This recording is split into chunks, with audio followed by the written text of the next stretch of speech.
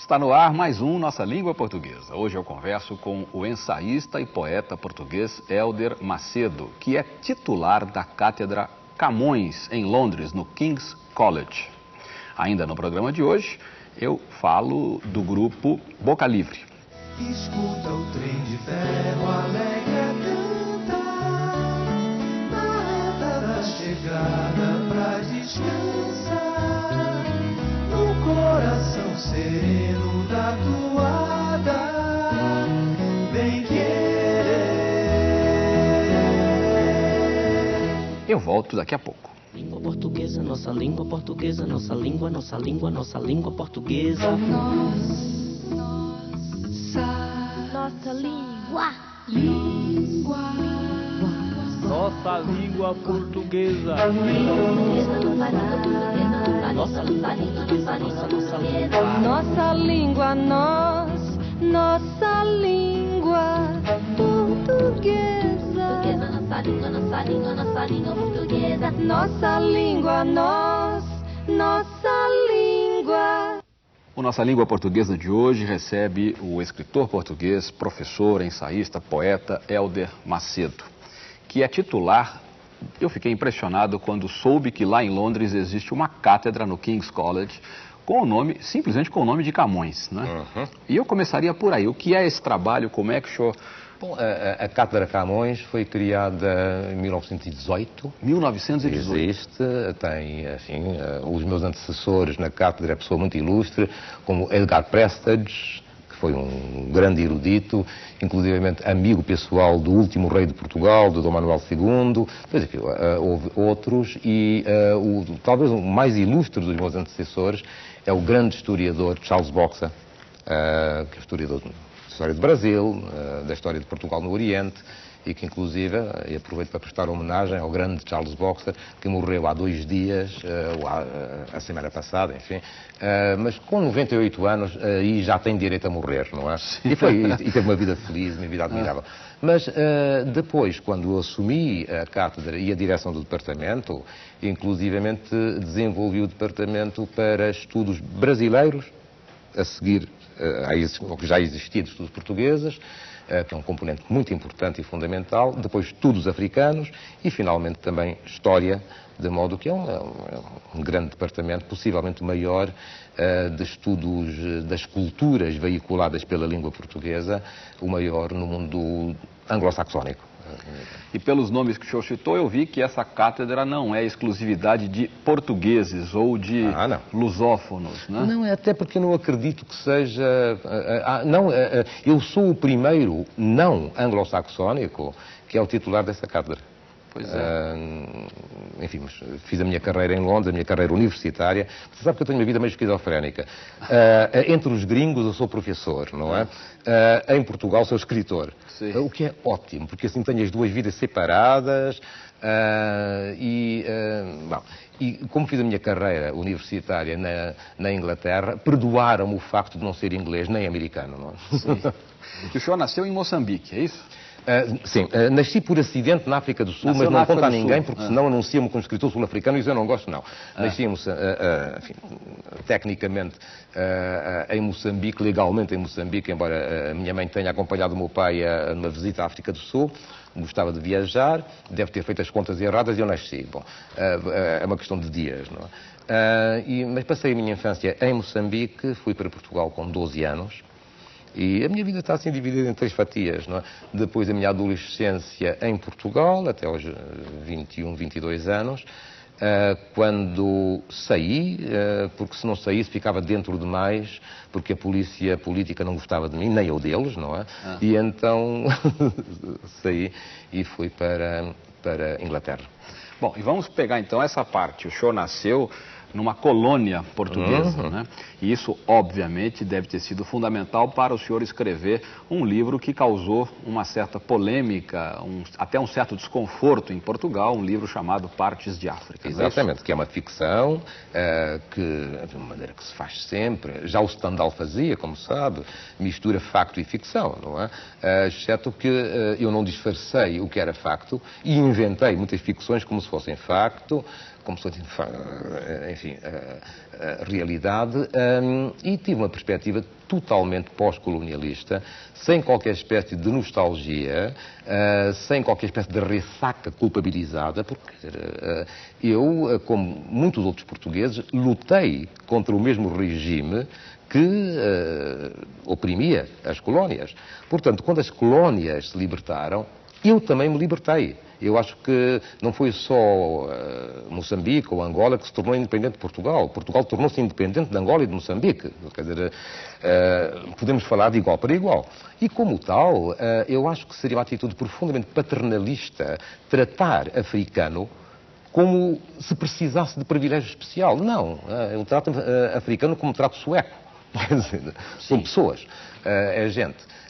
Os portugueses ainda estão numa fase de uma certa culpabilidade, o que é natural também. Enfim, Nota-se isso lá em Portugal, né? Tudo que diz respeito às ex-colônias recebe lá um tratamento especial. Exatamente. Uma coisa... E por outro lado, também é natural, você vê, toda uma geração de portugueses que lutou, não é, nas guerras coloniais, de onde têm, de algum modo, lidar com a sua própria participação nisso, não é?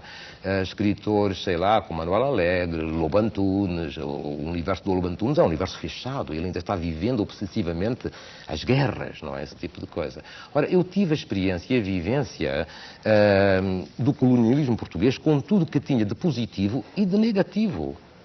Porque as coisas nunca são tão claras como isso, não é? E o que é importante é sermos capazes de lidar com as complexidades das coisas sem tornar demasiadamente negro o que é cinzento, nem demasiadamente branco o que também é cinzento. Quer dizer, deixa estar. Quer dizer. E você sabe, eu quero crer que... E aí é claro que eu beneficiei do facto de ter saído de Portugal cedo, não é? E ter vivido numa democracia e mesmo... O preço que paguei pelo exílio, que foi considerável, eu estava vivendo e escrevendo num mundo onde os locais, onde os indígenas não falam a minha língua. Eu compro pão em língua estrangeira, não é? Mas está bem, é um preço que se paga, mas por outro lado adquiri uma disponibilidade interior e uma liberdade interior que me pode permitir lidar com as coisas com uma flexibilidade totalmente diferente das pessoas que viveram em repressão e sob um regime de repressão como os portugueses viveram. O Fernando Pessoa dizia, há muito tempo, dizia que o fato de ele ter vivido fora de Portugal talvez tivesse sido importante para que ele se libertasse do provincianismo português. Certamente que terá sido, mas Portugal é um país bem estranho, porque ao mesmo tempo é um país fechado, mas você sabe que 1/3 da população portuguesa mora fora de Portugal. É verdade, em muitos lugares, no Canadá, nos Estados Unidos, em França, 15 milhões de portugueses, exato, 5 milhões moram fora. É um povo bem mais internacional do que se imagina. E, por outro lado, também quero crer que muito da imagem e do mito do português contemplativo, o mito da saudade e tudo isso, é fantasia. A tristeza, o mar salgado, quanto de tudo. Eu acho que isso é fantasia de intelectuais que, no fundo, desconhecem o povo português. O povo português é o povo que imigra, é o povo que contribui para que países como o Brasil existam, é o povo que cometeu crimes de colonialismo. Os impérios não são feitos em contemplação. São feitos em ação. Bom, com tudo o que tem de bom e que tem de mau, não é? Portanto, essa imagem tradicional do português contemplativo, sofredor, eu não acredito muito, sinceramente. Não é? O senhor deve conhecer uma canção do Chico Buarque e do Rui Guerra chamada Fado Tropical? Sim, exatamente. Que diz... Exatamente. Sim. Pois que, se não mais do que depressa, o coração perdoa, mas que quando a sentença se anuncia bruta e por aí vai, né? Há muito disso no Partes de África, há muito dessa... Eu faço um inventário, de certa maneira, exemplar de ações, desde ações positivas, ações loucas.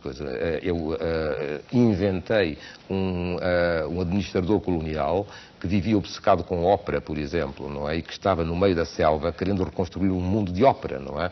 Bem, e a coisa... Fitzcarraldo do lado... Uma espécie de Fitzcarraldo do lado do sítio, exceto que ele... Bom, quer dizer, a coisa desenvolve-se, começa por ser bem engraçada, assim, divertida, a pessoa dá risada e a coisa torna-se terrível, não é? A certa altura. Há, de facto, uma tentativa... É um livro que tem uma grande unidade, quanto a mim, mas que é dado essa unidade um bocado em forma de mosaico. São elementos que se juntam uns aos outros, não é? E que dá um panorama que parece bastante vasto do que foram, enfim, 50 anos, dos últimos 50 anos do colonialismo português, de uma perspectiva que ao mesmo tempo também tem um elemento de homenagem, você sabe, quer dizer, que, é crítico, é profundamente crítico, mas por outro lado tem um elemento de homenagem pelos construtores de impérios, para bem ou para mal, todos nós, brasileiros, portugueses, nós fomos colonizados pelos romanos, não é? Pois é. O Caetano Veloso diz que foram os portugueses que inventaram essa coisa de globo terrestre, né? E foram eles que se lançaram pelo mundo e foram eles que criaram a ideia de globo terrestre, a ideia de... Ou pelo menos criaram a possibilidade de ser quem se é, não importa aonde. Eu acho que o português tem uma tendência internacionalista bem interessante, não é? Lida com a realidade, se adapta muito mais facilmente do que... E tem um sentido de humor. Muitos dos meus compatriotas portugueses ficam assim meio tristes quando no Brasil há a piada de português, não é? Bom, eles esquecem um facto básico, é que a piada de português foi inventada pelo português que virou brasileiro. Sim. E a piada de português, muitas vezes, aqui no Brasil, é a piada do brasileiro em relação ao avô dele. Sim. E aí tudo bem, porque não? Não é? O Fernando Pessoa escreveu um dia que minha pátria é a língua portuguesa. A do senhor também é? Eu odeio ter de concordar com outras pessoas, incluindo o Fernando Pessoa, mas de certa maneira sim, até porque eu tenho uma vivência cultural bem ampla, quer dizer, a literatura brasileira para mim foi tão importante quanto a portuguesa. O senhor cita muitas vezes Machado. Bom, é o grande mestre, não é? A primeira tese de doutorado que eu orientei, que eu dirigi, foi sobre João Guimarães Rosa.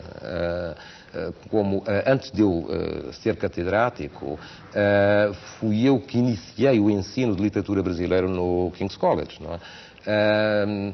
Por outro lado, tenho a vivência africana. Como tal, a minha identidade, palavra sempre perigosa quando a gente fala de identidade de nações, mas identidade individual, essa existe, não é? É múltipla. O meu primeiro professor de escola primária era negro, na Zambésia, onde eu ia para a casa do meu pai, que era administrador colonial, essa coisa, um homem muito respeitável, que estava lá, e eu ia corrigir o sotaque dele porque o senhor professor falava diferente, não é? Sim. A autoridade era negra, para mim, a autoridade cultural. Como tal... Isso é interessantíssimo, esse depoimento é importante. O facto mesmo de depois ter morado no país onde a população fala a língua errada, ou seja, inglês,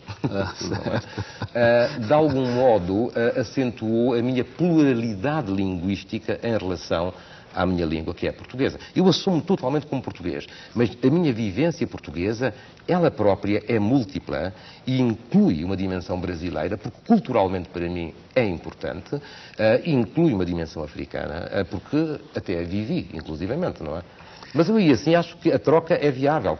O que eu desejaria é que, do mesmo modo que eu digo que o Machado de Assis é um escritor meu, eu adoraria que o Brasil dissesse, não, o Camões é brasileiro. Pois é, eu ia chegar a esse ponto. Isso era bom. Quer dizer, eu acho que já ultrapassamos, o senhor foi muito feliz na análise que fez em relação até a homenagem ao desbravador, ao criador do império e por aí vai, aquele lado em que, de certa forma, existe uma homenagem, por que não? Claro. E terminada essa etapa da vida, que eu acho que já foi superada, né? Totalmente. Por que não agora, de vez, nós... Exatamente. Vamos olhar para diante. Bom, e realmente, o que é... Há uma coisa positiva em ter havido impérios. É deixar de haver. Todo império é ótimo quando... Exato. Quando deixou de haver, podemos assumir o nosso passado até com alegria, sabe? Quer dizer, uma coisa que eu estou notando no Brasil, com os 500 anos... Há um movimento, uma certa culpabilização, hesitação. As pessoas não estão contentes com as celebrações, inclusivamente, não é? Sim. Todo esse processo, se brasileiro é índio, se não é índio, não, o brasileiro é tudo isso, não é? É verdade. Agora, falamos aqui em Fernando Pessoa. Ele, durante um tempo, quando a obra dele ainda não era conhecida, mas entre os pares ele já era uma sombra poderosa, a ponto de Mário de Sá Carneiro, por exemplo, viver todos aqueles conflitos e tal. Isso ainda existe, a poesia de Fernando Pessoa ainda é tão magnânima que ainda deixa essa... Sim, ainda é reconhecido como assim, o enorme poeta, o extraordinário poeta que é, e o homem que teve imensa influência. Mas agora já começa a fase dos poetas portugueses que tiveram, enfim, que viveram sob a sombra do Pessoa, que começam a sair um pouco dela também, não é?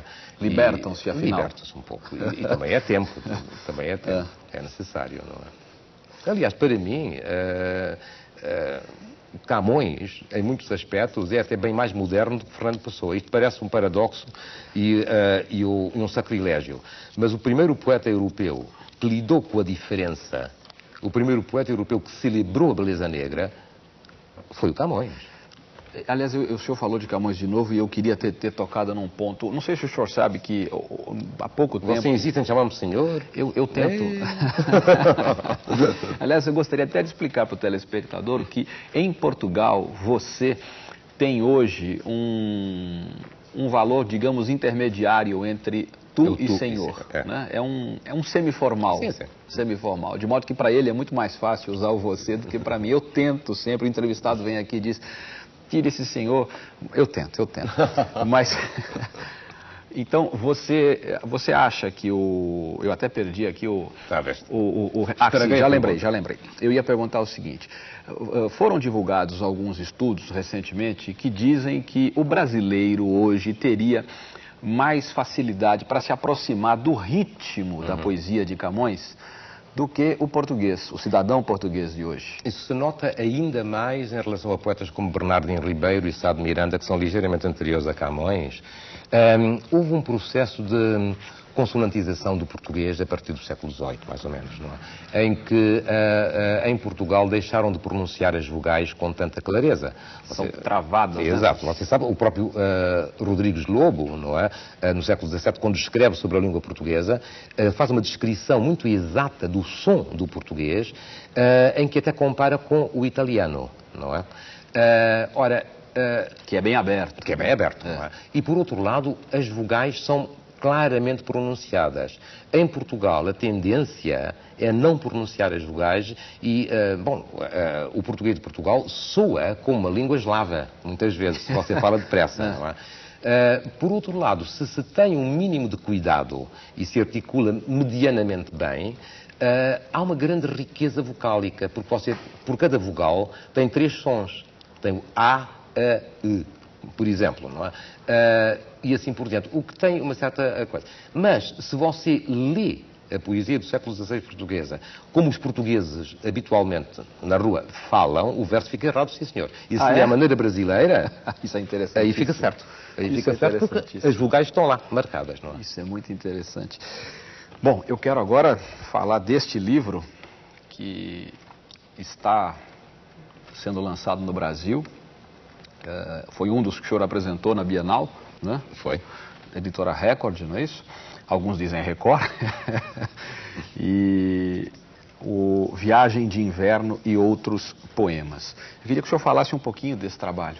Que você falasse um pouquinho desse trabalho. Como você sabe, a Record, lançou no ano passado, em 99, 2 dos meus romances, não é?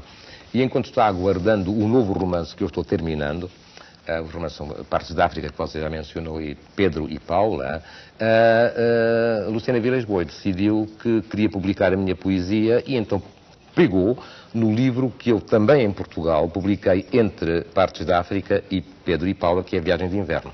Mas depois o projeto cresceu um pouco, como a minha poesia no Brasil, enfim, está em algumas antologias, mas nunca publiquei um livro de poesia aqui, decidi organizar uma antologia, quer dizer, não é toda a minha poesia, isso, escrevi mais do que isso, não é? Uma antologia da poesia que eu publiquei em Portugal desde 1957. Quer dizer, eu comecei poeta Esse primeiro livro foi publicado quando eu tinha 21 anos, em 57, e eu digo várias vezes que espero morrer poeta também. No meio vou escrevendo prosa, ficção, que aliás eu adoro, eu gosto de escrever ficção, sabe?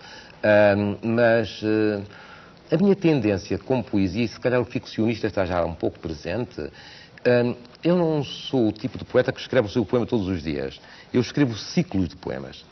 E então começo a escrever 1, 2, 3 e aquilo começa a definir-se como um ciclo poético. E Viagem de Inverno, que tem a conotação do Winterreise do Schubert, não é? Que de algum modo remotamente, não é? Não é que não há um pastiche longe disso, não é? É uma tentativa que você é que é leitor, você é que é crítico, você que é professor dessas coisas, o próprio nunca pode falar dessas coisas, mas é uma tentativa de lidar com vários aspectos que são temas recorrentes da minha poesia, como toda a poesia. Amor, morte, existem, mas de uma perspectiva nova. Inclusive, o tentar lidar com o erotismo de idade madura, que é o tipo de temática que geralmente são poucos os homens, as mulheres começam mais, são poucos os homens que aos 60 anos assumem o erotismo com tudo o que tem, inclusivamente de decadente, mas belamente decadente, não é? E procuro que não seja um erotismo de nostalgia, não é o erotismo a lembrar o que eu seria capaz de ter feito, sei lá, aos 20 anos, não, é o erotismo de agora, não é?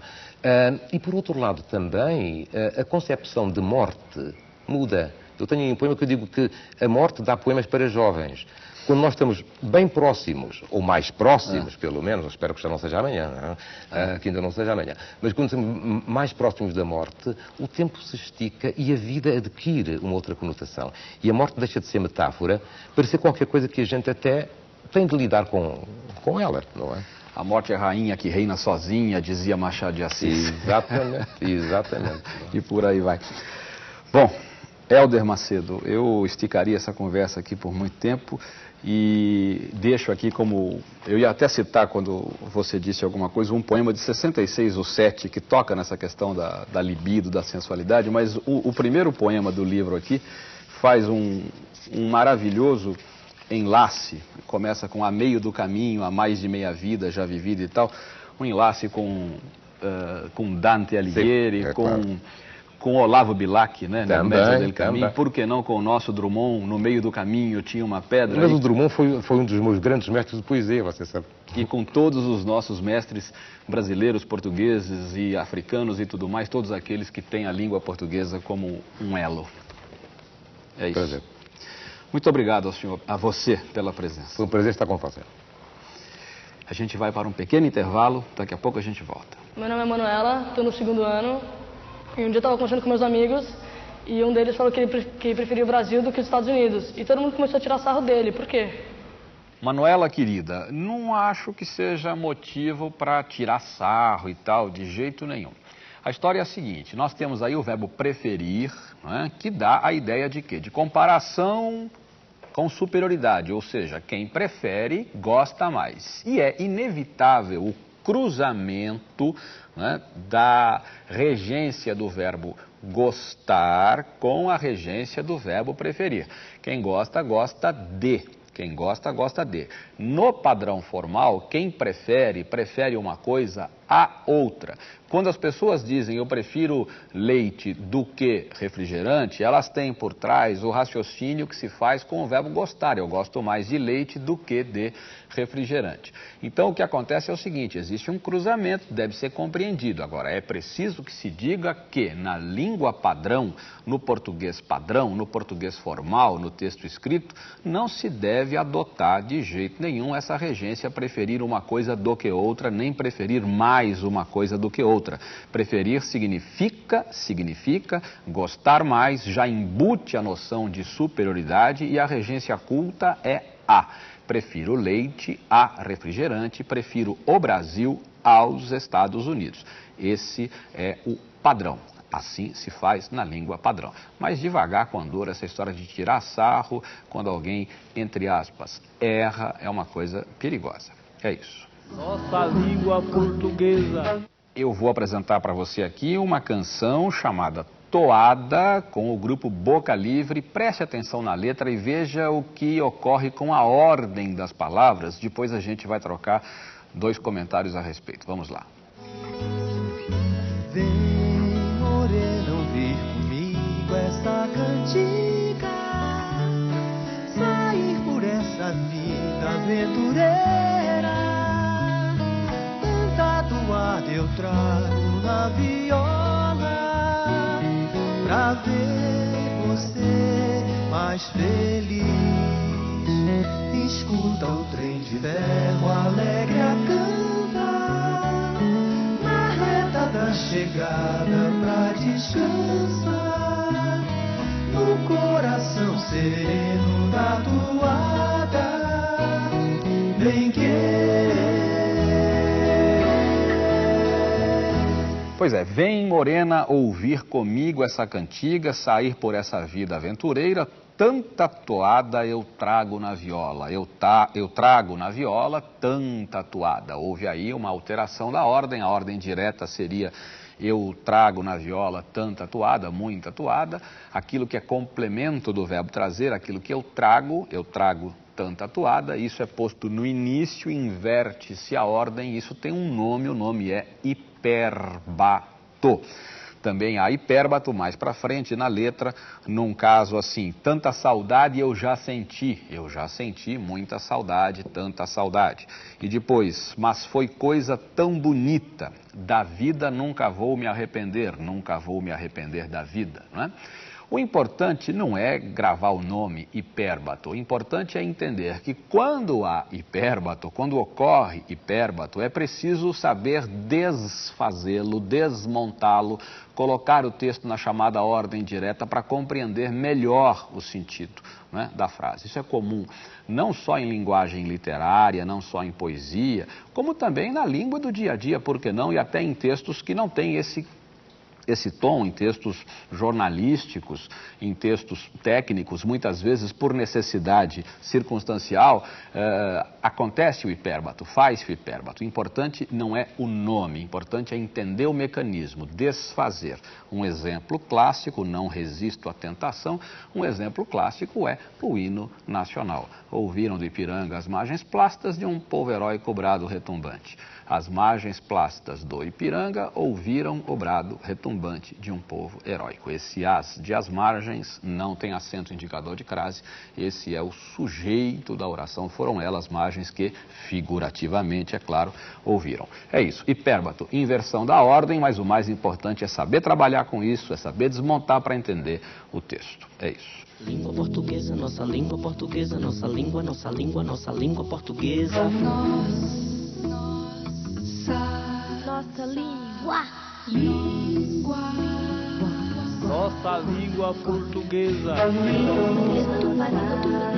Nossa língua portuguesa, nossa língua. Nossa língua, nossa língua portuguesa. Nossa língua, nossa língua, nossa língua portuguesa. Nossa língua,